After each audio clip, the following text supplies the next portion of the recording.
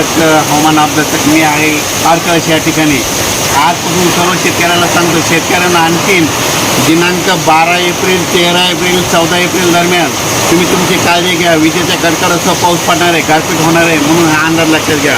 आणि विशेष म्हणजे परभणी जिल्ह्यामध्ये 18 एप्रिलपर्यंत वातावरण खराबच राहणार आहे, म्हणून हे अंदाज लक्षात घ्यायचा. योगायोगानं आज मी काय झालं, पालवून तारकळस इथं जात असताना इतका वादळी वाऱ्याचा पाऊस चालू झालेला आहे. या ठिकाणी थोडी गारपीट देखील आली होती, पण हे देखील सांगू इच्छितो.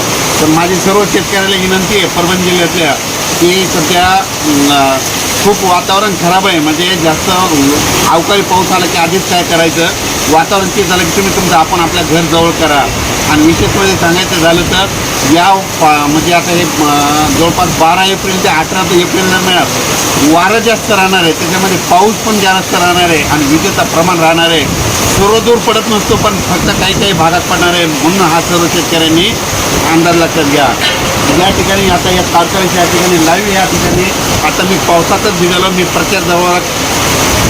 प्रचाराला फिरत असताना म्हणजे तारकळस ह्या पूर्ण या एरियात फिरत असताना या ठिकाणी खूप पाऊस चालू झाला.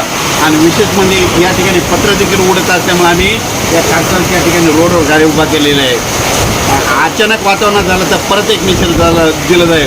पण सर्व शेतकऱ्याला माझी विनंती की 18 एप्रिलपर्यंत तुम्ही तुमची हळद, कांदा सर्व काही झाकून ठेवण्याची तयारी ठेवावी. धन्यवाद.